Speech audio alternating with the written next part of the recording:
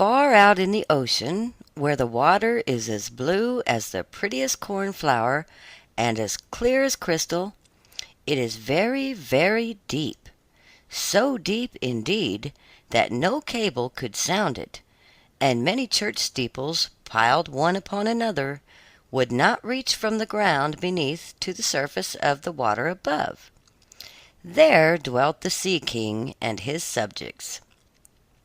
We must not imagine that there is nothing at the bottom of the sea but bare yellow sand.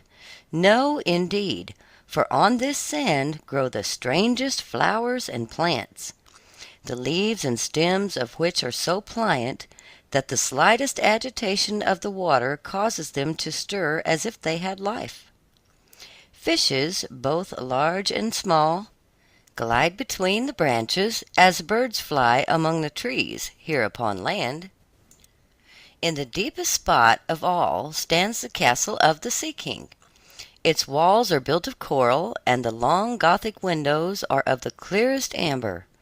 The roof is formed of shells that open and close as the water flows over them. Their appearance is very beautiful, for in each lies a glittering pearl, which would be fit for the diadem of a queen. The Sea King had been a widower for many years, and his aged mother kept house for him. She was a very sensible woman, but exceedingly proud of her high birth, and on that account wore 12 oysters on her tail, while others of high rank were only allowed to wear 6. She was, however, deserving of very great praise, especially for her care of the little sea princesses, her 6 granddaughters. They were beautiful children, but the youngest was the prettiest of them all. Her skin was as clear and delicate as a rose leaf, and her eyes as blue as the deepest sea. But, like all the others, she had no feet, and her body ended in a fish's tail. All day long they played in the great halls of the castle, or among the living flowers that grew out of the walls. The large amber windows were open, and the fish swam in, just as the swallows fly into our houses when we open the windows. Only the fishes swam up to the princesses, ate out of their hands, and allowed themselves to be stroked. Outside the castle there was a beautiful garden, in which grew bright red and dark blue flowers, and blossoms like flames of fire. The fruit glittered like gold, and the leaves and stems waved to and fro continually. The earth itself was the finest sand, but blue as the flame of burning sulphur. Over everything lay a peculiar blue radiance, as if the blue sky were everywhere, above and below, instead of the dark depths of the sea. In calm weather the sun could be seen, looking like a reddish-purple flower with light streaming from the calyx. Each of the young princesses had a little plot of ground in the garden where she might dig and plant as she pleased. One arranged her flower bed in the form of a whale, another preferred to make hers like the figure of a little mermaid, while the youngest child made hers round, like the sun, and in it grew flowers as red as his rays at sunset. She was a strange child, quiet and thoughtful. While her sisters showed delight at the wonderful things which they obtained from the wrecks of vessels, she cared only for her pretty flowers, red like the sun, and a beautiful marble statue. It was the representation of a handsome boy, carved out of pure white stone, which had fallen to the bottom of the sea from a wreck. She planted by the statue a rose-colored weeping willow. It grew rapidly and soon hung its fresh branches over the statue, almost down to the blue sands. The shadows had the color of violet and waved to and fro like the branches, so that it seemed as if the crown of the tree and the root were at play, trying to kiss each other. Nothing gave her so much pleasure as to hear about the world above the sea. She made her old grandmother tell her all she knew of the ships and of the towns, the people and the animals. To her it seemed most wonderful and beautiful to hear that the flowers of the land had fragrance, while those below the sea had none. that the trees of the forest were green, and that the fishes among the trees could sing so sweetly that it was a pleasure to listen to them. Her grandmother called the birds fishes, or the little mermaid would not have understood what she meant, for she had never seen birds. "When you have reached your 15th year," said the grandmother, "you will have permission to rise up out of the sea and sit on the rocks in the moonlight while the great ships go sailing by. Then you will see both forests and towns." In the following year one of the sisters would be 15, but as each was a year younger than the other, the youngest would have to wait 5 years before her turn came to rise up from the bottom of the ocean to see the earth as we do. However, each promised to tell the others what she saw on her first visit, and what she thought was most beautiful. Their grandmother could not tell them enough. There were so many things about which they wanted to know. None of them longed so much for her turn to come as the youngest, she who had the longest time to wait, and who was so quiet and thoughtful. Many nights she stood by the open window, looking up through the dark blue water and watching the fish as they splashed about with their fins and tails. She could see the moon and stars shining faintly, but through the water they looked larger than they do to our eyes. When something like a black cloud passed between her and them, she knew that it was either a whale swimming over her head, or a ship full of human beings who never imagined that a pretty little mermaid was standing beneath them, holding out her white hands toward the keel of the ship. At length the eldest was 15 and was allowed to rise to the surface of the ocean. When she returned, she had hundreds of things to talk about. But the finest thing, she said, was to lie on a sand bank in the quiet moonlit sea, near the shore, gazing at the lights of the nearby town that twinkled like hundreds of stars, and listening to the sounds of music, the noise of carriages, the voices of human beings, and the merry pealing of the bells in the church steeples. Because she could not go near all these wonderful things, she longed for them all the more. Oh, how eagerly did the youngest sister listen to all these descriptions! And afterwards, when she stood at the open window looking up through the dark blue water, she thought of the great city, with all its bustle and noise, and even fancied she could hear the sound of the church bells down in the depths of the sea. In another year the second sister received permission to rise to the surface of the water and to swim about where she pleased. She rose just as the sun was setting, and this, she said, was the most beautiful sight of all. The whole sky looked like gold, and violet and rose-colored clouds, which she could not describe, drifted across it. And more swiftly than the clouds flew a large flock of wild swans toward the setting sun, like a long white veil across the sea. She also swam towards the sun, but it sank into the waves, and the rosy tints faded from the clouds and from the sea. The third sister's turn followed, and she was the boldest of them all, for she swam up a broad river that emptied into the sea. On the banks she saw green hills covered with beautiful vines, and palaces and castles peeping out from amid the proud trees of the forest. She heard birds singing, and felt the rays of the sun so strongly that she was obliged often to dive under the water to cool her burning face. In a narrow creek she found a large group of little human children, almost naked, sporting about in the water. She wanted to play with them, but they fled in a great fright, and then a little black animal, it was a dog, but she did not know it, for she had never seen one before, came to the water and barked at her so furiously that she became frightened and rushed back to the open sea.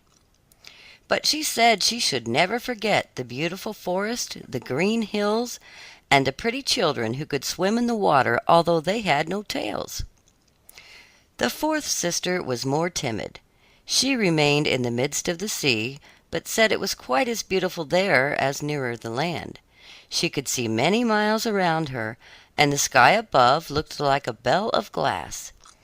She had seen the ships, but at such a great distance that they looked like seagulls. The dolphins sported in the waves, and the great whales spouted water from their nostrils till it seemed as if 100 fountains were playing in every direction. The fifth sister's birthday occurred in the winter, so when her turn came, she saw what the others had not seen the first time they went up. The sea looked quite green, and large icebergs were floating about, each like a pearl, she said, but larger and loftier than the churches built by men. They were of the most singular shapes and glittered like diamonds.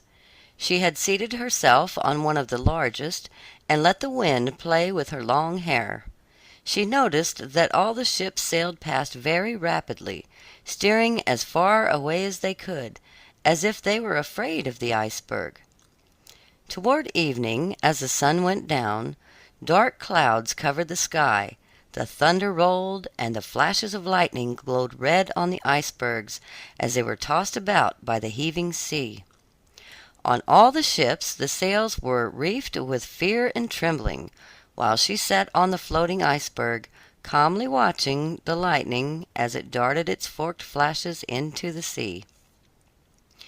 Each of the sisters, when first she had permission to rise to the surface, was delighted with the new and beautiful sights. Now that they were grown-up girls and could go when they pleased, they had become quite indifferent about it. They soon wished themselves back again, and after a month had passed, they said it was much more beautiful down below and pleasanter to be at home. Yet often in the evening hours the five sisters would twine their arms about each other and rise to the surface again. Their voices were more charming than that of any human being, and before the approach of a storm, when they feared that a ship might be lost, they swam before the vessel, singing enchanting songs of the delights to be found in the depths of the sea, and begging the voyagers not to fear if they sank to the bottom. But the sailors could not understand the song, and thought it was the sighing of the storm. These things were never beautiful to them, for if the ship sank, the men were drowned, and their dead bodies alone reached the palace of the Sea King. When the sisters rose, arm in arm, through the water, their youngest sister would stand quite alone, looking after them, ready to cry, only, since mermaids have no tears, she suffered more acutely. "Oh, were I but 15 years old," she said, "I know that I shall love the world up there and all the people who live in it." At last she reached her 15th year. "Well, now you are grown up," said the old dowager, her grandmother. "Come and let me adorn you like your sisters."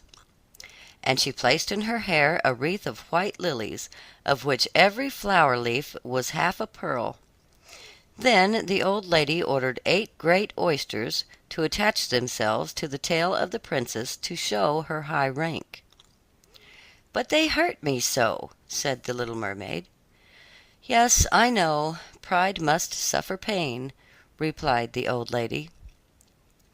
Oh, how gladly she would have shaken off all this grandeur, and laid aside the heavy wreath.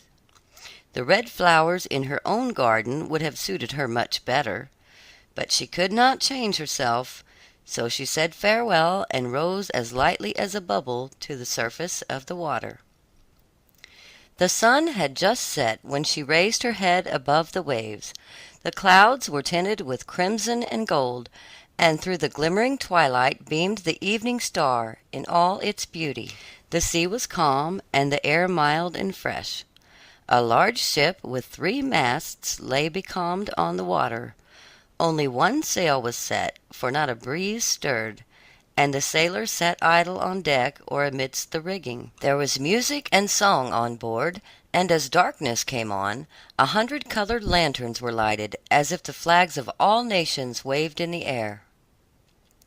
The little mermaid swam close to the cabin windows, and now and then, as the waves lifted her up, she could look in through glass window panes and see a number of gaily dressed people. Among them, and the most beautiful of all, was a young prince with large black eyes. He was 16 years of age, and his birthday was being celebrated with great display. The sailors were dancing on the deck, and when the prince came out of the cabin, more than 100 rockets rose in the air, making it as bright as day. The little mermaid was so startled that she dived under water, and when she again stretched out her head, it looked as if all the stars of heaven were falling around her. She had never seen such fireworks before. Great suns spurted fire about, splendid fireflies flew into the blue air, and everything was reflected in the clear, calm sea beneath. The ship itself was so brightly illuminated that all the people, and even the smallest rope, could be distinctly seen. How handsome the young prince looked, as he pressed the hands of all his guests and smiled at them, while the music resounded through the clear night air. It was very late, yet the little mermaid could not take her eyes from the ship or from the beautiful prince. The colored lanterns had been extinguished, no more rockets rose in the air, and the cannon had ceased firing. But the sea became restless, and a moaning, grumbling sound could be heard beneath the waves. Still the little mermaid remained by the cabin window, rocking up and down on the water so that she could look within. After a while the sails were quickly set, and the ship went on her way. But soon the waves rose higher, heavy clouds darkened the sky, and lightning appeared in the distance. A dreadful storm was approaching. Once more the sails were furled, and the great ship pursued her flying course over the raging sea. The waves rose mountain high as if they would overtop the mast, but the ship dived like a swan between them, then rose again on their lofty foaming crests. To the little mermaid this was pleasant sport, but not so to the sailors. At length the ship groaned and creaked. The thick planks gave way under the lashing of the sea. As the waves broke over the deck, the mainmast snapped asunder like a reed, and as the ship lay over on her side, the water rushed in. The little mermaid now perceived that the crew were in danger. Even she was obliged to be careful, to avoid the beams and planks of the wreck which lay scattered on the water. At one moment it was pitch dark, so that she could not see a single object, but when a flash of lightning came it revealed the whole scene. She could see every one who had been on board except the prince. When the ship parted she had seen him sink into the deep waves, and she was glad, for she thought he would now be with her. Then she remembered that human beings could not live in the water, so that when he got down to her father's palace he would certainly be quite dead. No, he must not die. So she swam about among the beams and planks which strewed the surface of the sea, forgetting that they could crush her to pieces. Diving deep under the dark waters, rising and falling with the waves, she at length managed to reach the young prince, who was fast losing the power to swim in that stormy sea. His limbs were failing him, his beautiful eyes were closed, and he would have died had not the little mermaid come to his assistance. She held his head above the water and let the waves carry them where they would. In the morning the storm had ceased, but of the ship not a single fragment could be seen. The sun came up red and shining out of the water, and its beams brought back the hue of health to the prince's cheeks, but his eyes remained closed. The mermaid kissed his high, smooth forehead, and stroked back his wet hair. He seemed to her like the marble statue in her little garden, so she kissed him again and wished that he might live. Presently they came in sight of land, and she saw lofty blue mountains on which the white snow rested, as if a flock of swans were lying upon them. Beautiful green forests were near the shore, and close by stood a large building, whether a church or a convent she could not tell. Orange and citron trees grew in the garden, and before the door stood lofty palms. The sea here formed a little bay, in which the water lay quiet and still, but very deep. She swam with the handsome prince to the beach, which was covered with fine white sand, and there she laid him in the warm sunshine, taking care to raise his head higher than his body.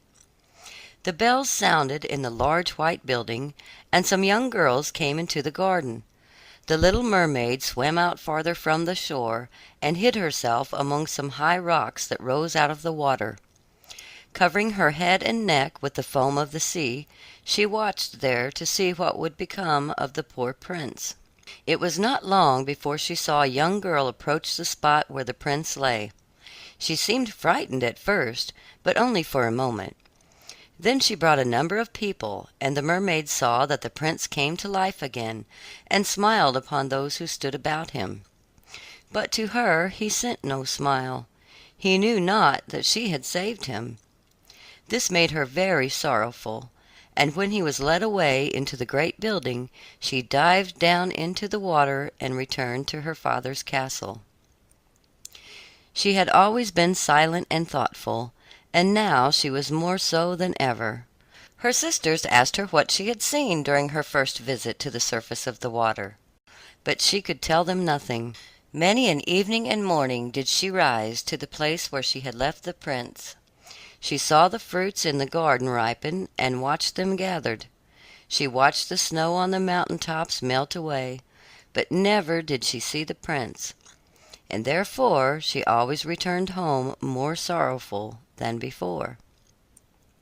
It was her only comfort to sit in her own little garden, and fling her arm around the beautiful marble statue, which was like the prince. She gave up tending her flowers, and they grew in wild confusion over the paths, twining their long leaves and stems round the branches of the trees, so that the whole place became dark and gloomy. At length she could bear it no longer, and told one of her sisters all about it. Then the others heard the secret, and very soon it became known to several mermaids, one of whom had an intimate friend who happened to know about the prince. She had also seen the festival on board ship, and she told them where the prince came from and where his palace stood. "Come, little sister," said the other princesses. Then they intertwined their arms and rose together to the surface of the water, near the spot where they knew the prince's palace stood. It was built of bright yellow, shining stone, and had long flights of marble steps, one of which reached quite down to the sea. Splendid gilded cupolas rose over the roof, and between the pillars that surrounded the whole building stood lifelike statues of marble.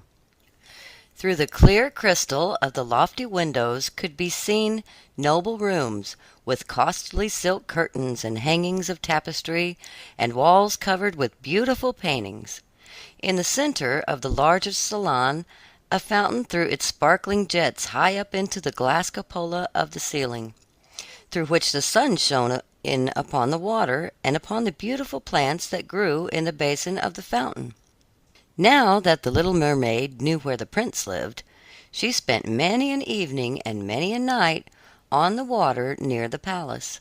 She would swim much nearer the shore than any of the others had ventured, and once she went up the narrow channel under the marble balcony, which threw a broad shadow on the water. Here she sat and watched the young prince, who thought himself alone in the bright moonlight. She often saw him evenings, sailing in a beautiful boat on which music sounded and flags waved. She peeped out from among the green rushes, and if the wind caught her long silvery white veil, those who saw it believed it to be a swan, spreading out its wings. Many a night, too, when the fishermen set their nets by the light of their torches, she heard them relate many good things about the young prince. And this made her glad that she had saved his life when he was tossed about half dead on the waves. She remembered how his head had rested on her bosom, and how heartily she had kissed him, but he knew nothing of all this, and could not even dream of her. She grew more and more to like human beings, and wished more and more to be able to wander about with those whose world seemed to be so much larger than her own. They could fly over the sea in ships, and mount the high hills which were far above the clouds, and the lands they possessed, their woods and their fields, stretched far away beyond the reach of her sight. There was so much that she wished to know, but her sisters were unable to answer all her questions. She then went to her old grandmother, who knew all about the upper world, which she rightly called the lands above the sea. "If human beings are not drowned," asked the little mermaid, "can they live forever? Do they never die, as we do here in the sea?" "Yes," replied the old lady, "they must also die, and their term of life is even shorter than ours. We sometimes live for 300 years, but when we cease to exist here, we become only foam on the surface of the water, and have not even a grave among those we love. We have not immortal souls, we shall never live again. Like the green seaweed, when once it has been cut off, we can never flourish more. Human beings, on the contrary, have souls which live forever, even after the body has been turned to dust. They rise up through the clear, pure air beyond the glittering stars. As we rise out of the water and behold all the land of the earth, so do they rise to unknown and glorious regions which we shall never see." "Why have we not immortal souls?" asked the little mermaid mournfully. "I would gladly give all the hundreds of years that I have to live, to be a human being only for one day, and to have the hope of knowing the happiness of that glorious world above the stars." "You must not think that," said the old woman. "We believe that we are much happier and much better off than human beings." "So I shall die," said the little mermaid, "and as the foam of the sea I shall be driven about, never again to hear the music of the waves, or to see the pretty flowers or the red sun. Is there anything I can do to win an immortal soul?" "No," said the old woman, "unless a man should love you so much that you were more to him than his father or his mother, and if all his thoughts and all his love were fixed upon you, and the priest placed his right hand in yours, and he promised to be true to you here and hereafter, then his soul would glide into your body, and you would obtain a share in the future happiness of mankind. He would give to you a soul and retain his own as well. But this can never happen. Your fish's tail, which among us is considered so beautiful, on earth is thought to be quite ugly. They do not know any better, and they think it necessary, in order to be handsome, to have two stout props, which they call legs." Then the little mermaid sighed, and looked sorrowfully at her fish's tail. "Let us be happy," said the old lady, "and dart and spring about during the 300 years that we have to live, which is really quite long enough. After that we can rest ourselves all the better. This evening we are going to have a court ball." It was one of those splendid sights which we can never see on earth. The walls and the ceiling of the large ballroom were of thick but transparent crystal. Many hundreds of colossal shells, some of a deep red, others of a grass green, with blue fire in them, stood in rows on each side. These lighted up the whole salon, and shone through the walls so that the sea was also illuminated. Innumerable fishes, great and small, swam past the crystal walls. On some of them the scales glowed with a purple brilliance, and on others shone like silver and gold. Through the halls flowed a broad stream, and in it danced the mermen and the mermaids to the music of their own sweet singing. No one on earth has such lovely voices as they, but the little mermaid sang more sweetly than all. The whole court applauded her, with hands and tails, and for a moment her heart felt quite gay, for she knew she had the sweetest voice either on earth or in the sea. But soon she thought again of the world above her.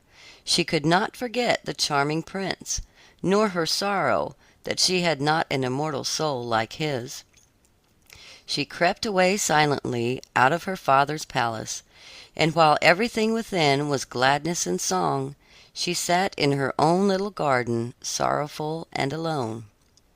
Then she heard the bugle sounding through the water, and thought, "He is certainly sailing above, he in whom my wishes center and in whose hands I should like to place the happiness of my life. I will venture all for him and to win an immortal soul. While my sisters are dancing in my father's palace, I will go to the sea witch, of whom I have always been so much afraid. She can give me counsel and help." Then the little mermaid went out from her garden and took to the road to the foaming whirlpools, behind which the sorceress lived. She had never been that way before. Neither flowers nor grass grew there. Nothing but bare, gray, sandy ground stretched out to the whirlpool, where the water, like foaming mill wheels, seized everything that came within its reach, and cast it into the fathomless deep. Through the midst of these crushing whirlpools the little mermaid was obliged to pass before she could reach the dominions of the sea witch. Then for a long distance the road lay across a stretch of warm, bubbling mire, called by the witch her turf moor. Beyond this was the witch's house, which stood in the center of a strange forest where all the trees and flowers were polypi, half animal and half plants.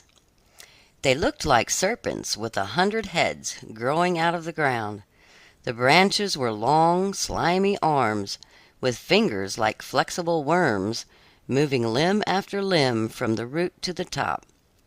All that could be reached in the sea they seized upon and held fast, so that it never escaped from their clutches.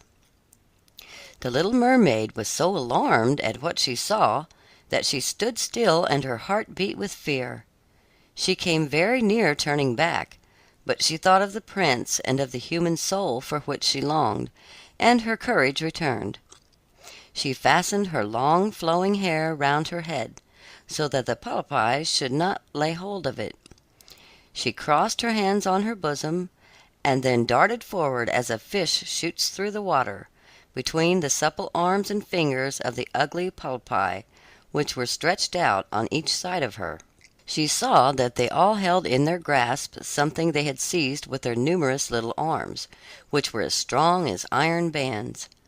Tightly grasped in their clinging arms were white skeletons of human beings who had perished at sea and had sunk down into the deep waters, skeletons of land animals, and oars, rudders, and chests of ships. There was even a little mermaid whom they had caught and strangled, and this seemed the most shocking of all to the little princess. She now came to a space of marshy ground in the wood, where large fat water snakes were rolling in the mire, and showing their ugly drab-colored bodies. In the midst of this spot stood a house, built of the bones of shipwrecked human beings. There sat the sea witch, allowing a toad to eat from her mouth, just as people sometimes feed a canary with pieces of sugar. She called the ugly water snakes her little chickens, and allowed them to crawl all over her bosom. "I know what you want," said the sea witch. "It is very stupid of you, but you shall have your way, though it will bring you to sorrow, my pretty princess. You want to get rid of your fish's tail, and to have two supports instead, like human beings on the earth, so that the young prince may fall in love with you, and so that you may have an immortal soul." And then the witch laughed so loud and so disgustingly that the toad and the snakes fell to the ground and lay there wriggling. "You are but just in time," said the witch, "for after sunrise tomorrow I should not be able to help you till the end of another year. I will prepare a draught for you, with which you must swim to land tomorrow before sunrise. Seat yourself there and drink it. Your tail will then disappear and shrink up into what men call legs. You will feel great pain, as if a sword were passing through you, but all who see you will say that you are the prettiest little human being they ever saw. You will still have the same floating gracefulness of movement, and no dancer will ever tread so lightly. Every step you take, however, will be as if you were treading upon sharp knives, and as if the blood must flow. If you will bear all this, I will help you." "Yes, I will," said the little princess in a trembling voice, as she thought of the prince and the immortal soul. "But think again," said the witch, "for when once your shape has become like a human being, you can no more be a mermaid. You will never return through the water to your sisters or to your father's palace again. And if you do not win the love of the prince, so that he is willing to forget his father and mother for your sake, and to love you with his whole soul, and allow the priest to join your hands that you may be man and wife, then you will never have an immortal soul. The first morning after he marries another, your heart will break, and you will become foam on the crest of the waves." "I will do it," said the little mermaid, and she became pale as death. "But I must be paid also," said the witch, "and it is not a trifle that I ask. You have the sweetest voice of any who dwell here in the depths of the sea, and you believe that you will be able to charm the prince with it. But this voice you must give to me. The best thing you possess will I have as the price of my costly draught, which must be mixed with my own blood, so that it may be as sharp as a two-edged sword." "But if you take away my voice," said the little mermaid, "what is left for me?" "Your beautiful form, your graceful walk, and your expressive eyes. Surely with these you can enchain a man's heart. Well, have you lost your courage? Put out your little tongue, that I may cut it off as my payment. Then you shall have the powerful draught." "It shall be," said the little mermaid. Then the witch placed her cauldron on the fire to prepare the magic draught. "Cleanliness is a good thing," said she, scouring the vessel with snakes which she had tied together in a large knot. Then she pricked herself in the breast and let the black blood drop into the cauldron. The steam that rose twisted itself into such horrible shapes that no one could look at them without fear. Every moment the witch threw a new ingredient into the vessel, and when it began to boil, the sound was like the weeping of a crocodile. When at last the magic draught was ready, it looked like the clearest water.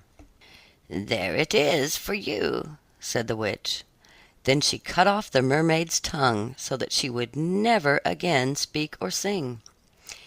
"If the polypi should seize you as you return through the wood," said the witch, "throw over them a few drops of the potion, and their fingers will be torn into 1,000 pieces."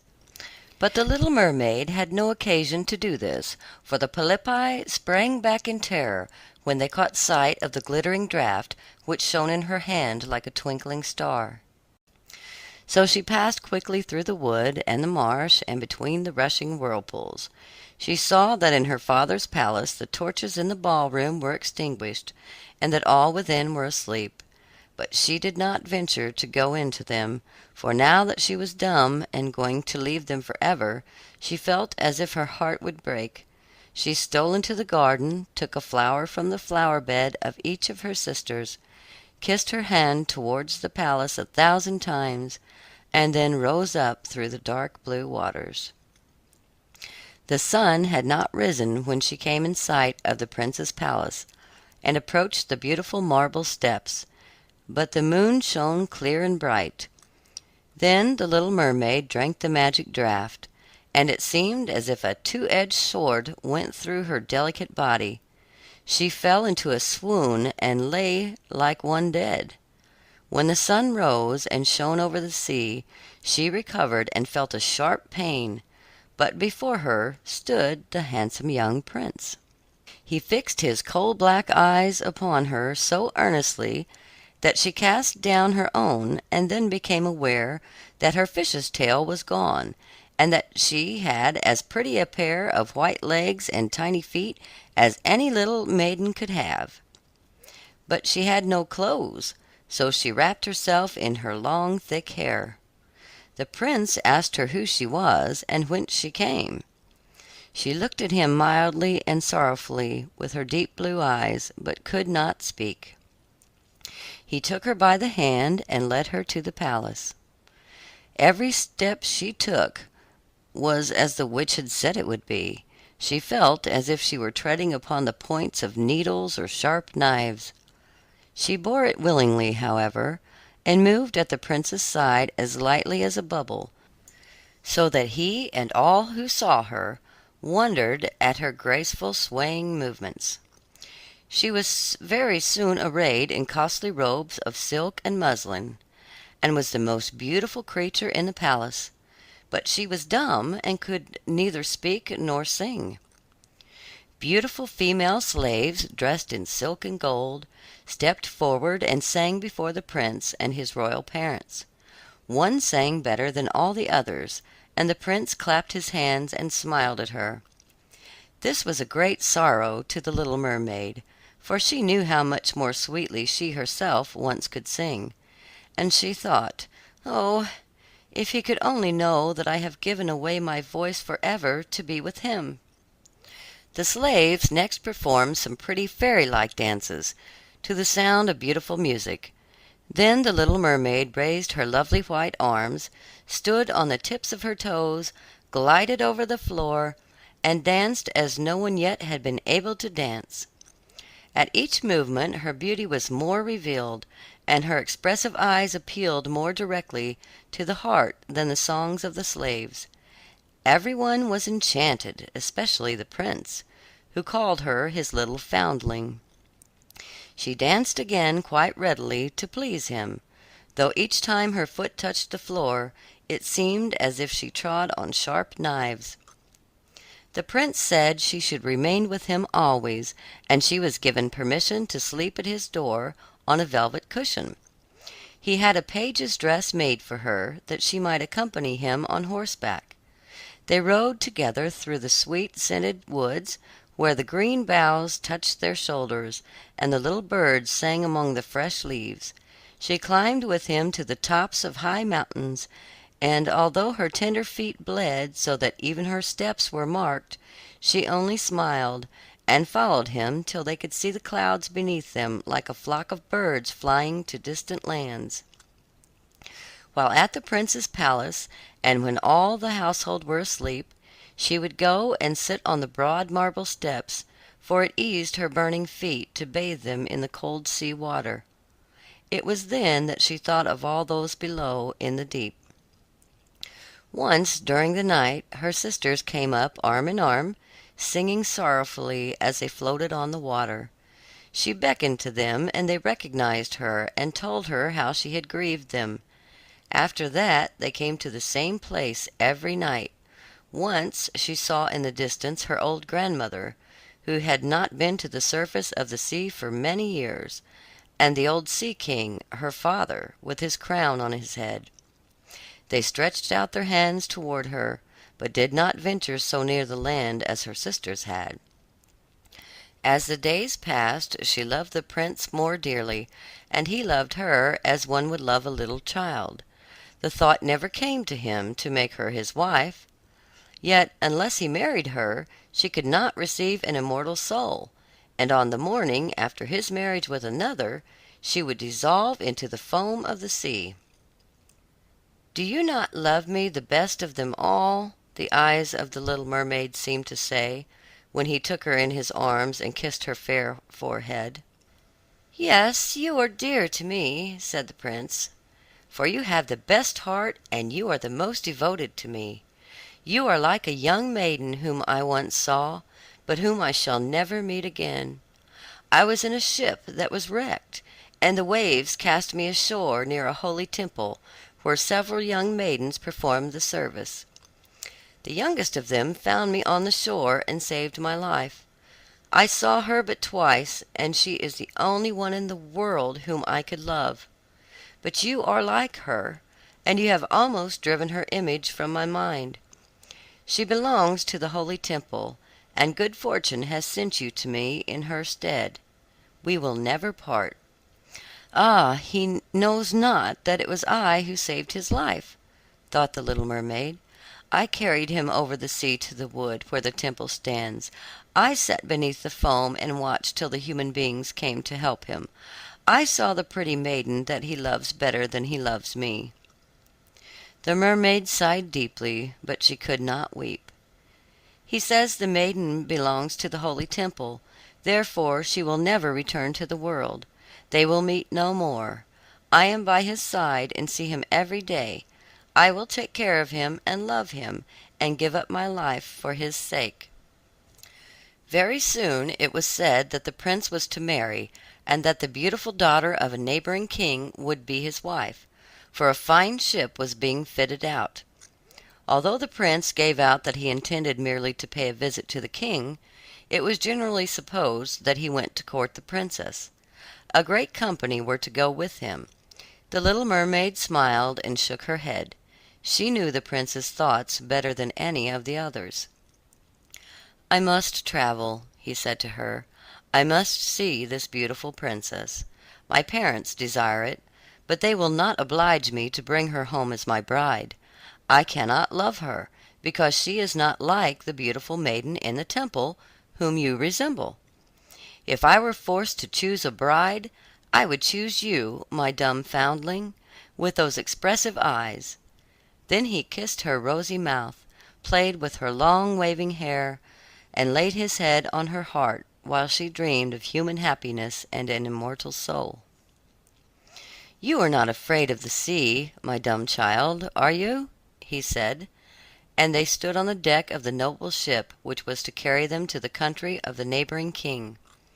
Then he told her of storm and of calm, of strange fishes in the deep beneath them, and of what the divers had seen there.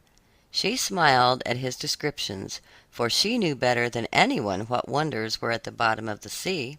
In the moonlight night, when all on board were asleep except the man at the helm, she sat on deck, gazing down through the clear water. She thought she could distinguish her father's castle, and upon it her aged grandmother, with a silver crown on her head, looking through the rushing tide at the keel of the vessel. Then her sisters came up on the waves and gazed at her mournfully, wringing their white hands. She beckoned to them and smiled, and wanted to tell them how happy and well off she was. But the cabin boy approached, and when her sisters dived down, he thought what he saw was only the foam of the sea. The next morning the ship sailed into the harbor of a beautiful town belonging to the king, whom the prince was going to visit. The church bells were ringing, and from the high towers sounded a flourish of trumpets. Soldiers with flying colors and glittering bayonets lined the roads through which they passed. Every day was a festival, balls and entertainments following one another. But the princess had not yet appeared. People said that she had been brought up and educated in a religious house, where she was learning every royal virtue. At last she came. Then the little mermaid, who was anxious to see whether she was really beautiful, was obliged to admit that she had never seen a more perfect vision of beauty. Her skin was delicately fair, and beneath her long dark eyelashes her laughing blue eyes shone with truth and purity. "It was you," said the prince, "who saved my life when I lay as if dead on the beach," and he folded his blushing bride in his arms. "Oh, I am too happy," said he to the little mermaid. "My fondest hopes are now fulfilled. You will rejoice at my happiness, for your devotion to me is great and sincere." The little mermaid kissed his hand, and felt as if her heart were already broken. His wedding morning would bring death to her, and she would change into the foam of the sea. All the church bells rang, and the heralds rode through the town proclaiming the betrothal. Perfumed oil was burned in costly silver lamps on every altar. The priests waved the censers, while the bride and the bridegroom joined their hands and received the blessing of the bishop. The little mermaid, dressed in silk and gold, held up the bride's train, but her ears heard nothing of the festive music, and her eyes saw not the holy ceremony. She thought of the night of death which was coming to her, and of all she had lost in the world. On the same evening the bride and bridegroom went on board the ship. Cannons were roaring, flags waving, and in the center of the ship a costly tent of purple and gold had been erected. It contained elegant sleeping couches for the bridal pair during the night. The ship, under a favorable wind, with swelling sails, glided away smoothly and lightly over the calm sea. When it grew dark, a number of colored lamps were lighted, and the sailors danced merrily on the deck. The little mermaid could not help thinking of her first rising out of the sea, when she had seen similar joyful festivities, so she too joined in the dance, poised herself in the air as a swallow when he pursues his prey, and all present cheered her wonderingly. She had never danced so gracefully before. Her tender feet felt as if cut with sharp knives, but she cared not for the pain. A sharper pang had pierced her heart.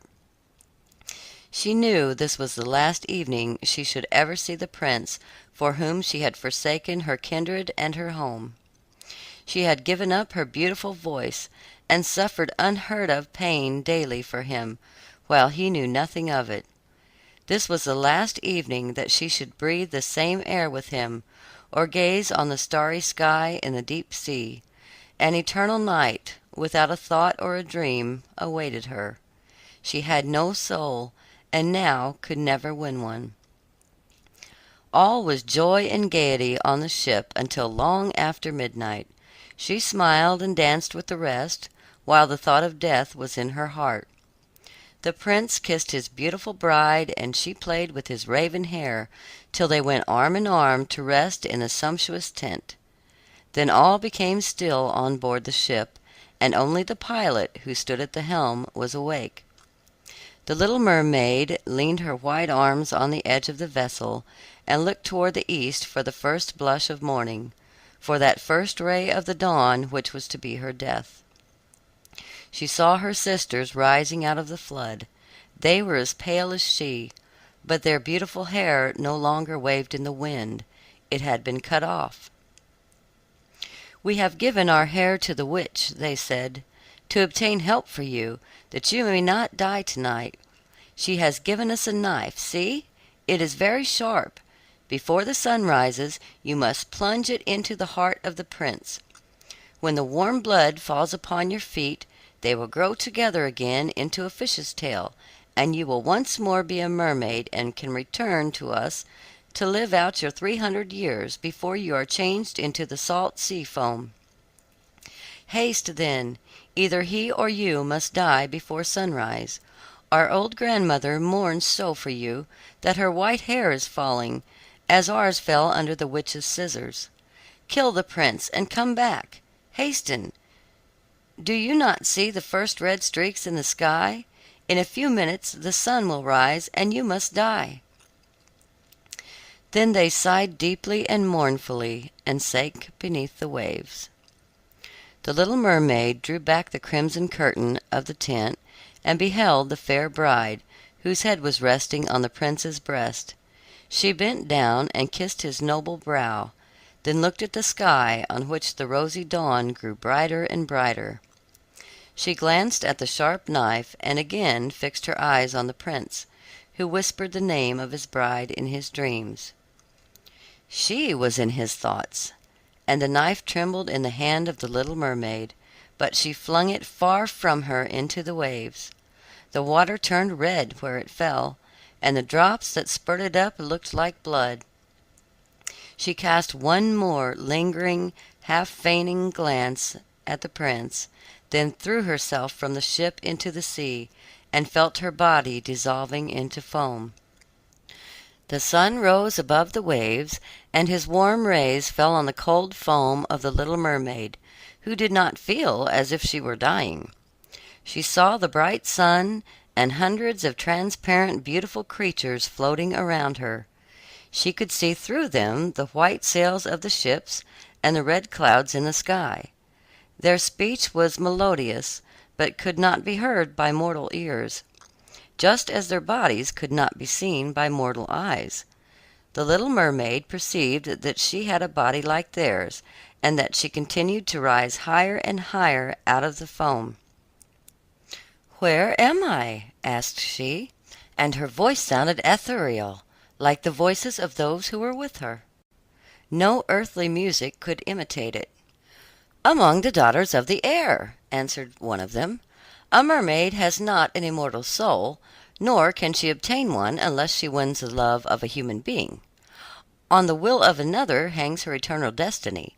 But the daughters of the air, although they do not possess an immortal soul, can, by their good deeds, procure one for themselves.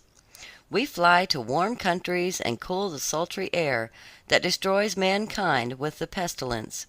We carry the perfume of the flowers to spread health and restoration. After we have striven for 300 years to do all the good in our power, we receive an immortal soul and take part in the happiness of mankind. You, poor little mermaid, have tried with your whole heart to do as we are doing. You have suffered and endured, and raised yourself to the spirit world by your good deeds, and now, by striving for 300 years in the same way, you may obtain an immortal soul." The little mermaid lifted her glorified eyes toward the sun, and, for the first time, felt them filling with tears.